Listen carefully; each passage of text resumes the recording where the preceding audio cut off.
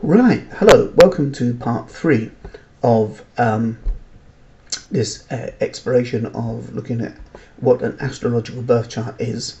And I mentioned at the end of part 2 that time is an important element, and the timeline of our life is important as well in terms of understanding this map of who we may be. If you had a town map, which showed the main streets and the motorways or freeways or the ring road around it, and also there was a park.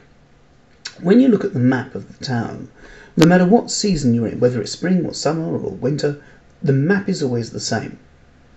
However, if you go to the park in January and it's knee-high in snow, you get a particular experience of what this map is symbolizing depending on the time frame or the season you're in.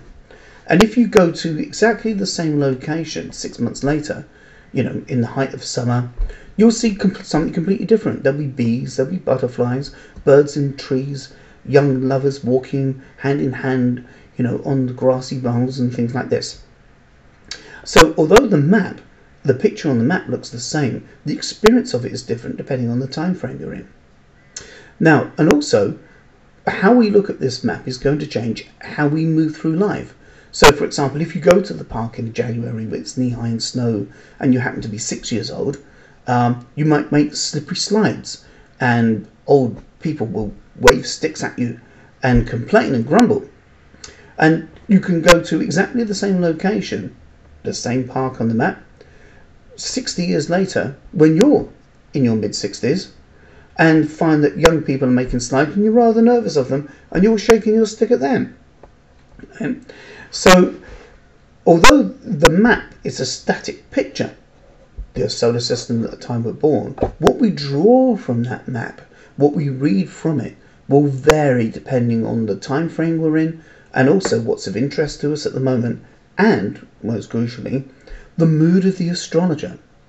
Because astrology is not a science. In the same way, I guess, that music isn't a science. A musical manuscript, Beethoven's Ninth, for example, is a written structure. And it's a written structure that tabulates noises and silence within frames of time, which we call rhythm. All right? So, and that's set. That's what it is. But the musician's interpretation of the manuscript, that's the art of music. Now, an astrological chart is like that. The calculation of it, yes, there's some numbers in there. There's, chemistry in art. You can't have a paint factory that makes the paint for the things you see in the Tate Gallery without having chemical compositions, and therefore there's a science, right? You cannot have cinema without optic lenses. So there's a science in cinema. But nobody says that Lord of the Rings or Harry Potter is a scientific experiment. Everyone says it's a piece of creative art. It's drama, right? So we live in a world where we utilize facets of science and put them to creative use. Canvas doesn't grow on trees. It's made by somebody. Brushes, the size of the hair in the brush, the density of the hair in the brush, the length of the hair in the brush, the type of wood of the handle of the brush.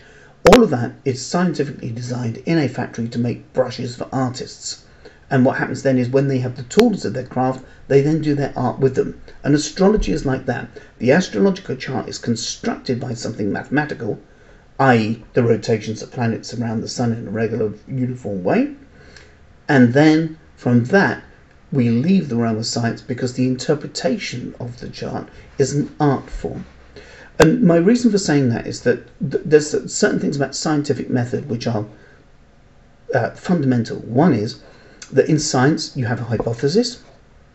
You then construct an experiment to prove or disprove the hypothesis, and then you report on the findings.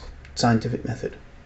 And to confirm or dispute this, you then repeat the experiment. So scientific method has something in it that means that there's something that you can repeat. Now, you can't repeat an artist's interpretation of manuscript, and you cannot repeat an astrologer's interpretation of a chart, because the astrologer is in a different mood. What's of interest to me when I'm 20 is different to what's interest of me when I'm 50. So how I'd interpret a chart as a more rebellious young man could be quite different to how I'd interpret a chart as a more wise and possibly sage-like older man. Right? So, yes, maybe a bit rebellious still. But the point is that the different versions of me that read the chart change. So it's not that a person's chart is, their destiny or their life or the fate that lies before them, because the person who's the mouthpiece for the chart, the reader, changes. So every time I look at a person's chart, I see different things in it because I'm in a different frame of mind, I'm in a different mood, I'm tracking for different stuff in life. And that happens, especially if you look at birth charts over long periods of time, like in my training classes. My students are around for at least 5 years, generally. So we look at their chart repeatedly over and over again, and each time we look at it, we find something different, we find something new. And that's partly because we're not looking for what we've already found, we're looking for other meanings and depths of meaning, but also we as individuals are in a different frame of mind and emotion and time. So we find different things. So astrology is not a science, it's an art. And that's one of the reasons why it's very difficult to kind of describe it in scientific terms or prove it in scientific terms.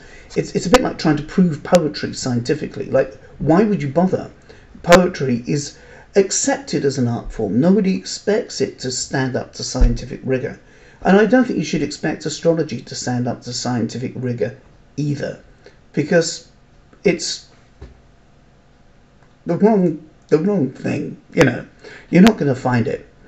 So if you can accept that the chart itself is scientifically calculated, but the interpretation is an artistic medium, then suddenly you find that what you can do is, rather than try and test astrology, is test the astrologers.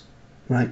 There are, like every skill form, whether it's plumbing, car mechanics, flying jumbo jets, running governments, or doing astrology, or playing a rock guitar, there are levels of competence. There are people who are really good at it, there are people who are okay, and there are people who really should drop it and do something else. And so the only way that you can determine if someone's accurate is to actually find someone who does it accurately for you. And by that I don't just mean that their interpretation is accurate, but also they communicate it in a way that you get it. It's a bit like finding a good hairdresser. You can say to a lot of people, cut my hair a certain way, and they'll all do it slightly differently. So although they're following the instruction, how they interpret the instruction is going to vary. And when you find an astrologer who not just tells you things accurately, but says it in a kind of manner that you like to receive it in, because some people like practical things, other people like more drifty, dreamy things. So a dreamy person going to see a practical astrologer would feel slightly, unfulfilled. A practical person going to see a dreamy, wistful astrologer would also feel unfulfilled as well. So sometimes it's not just finding someone who's good at what they do, but it's also finding people who are good at what they do in your way. And when you got that, like find a good hairdresser, keep hold of them. If they move to a different part of the world, get their new address and keep up, because they're worth their weight, really. Because essentially what you've got is a person who can navigate the map of reality. And that's the next thing that we're going to look at in the next part, is a bit more about what this map is and its construct. Okay, see you.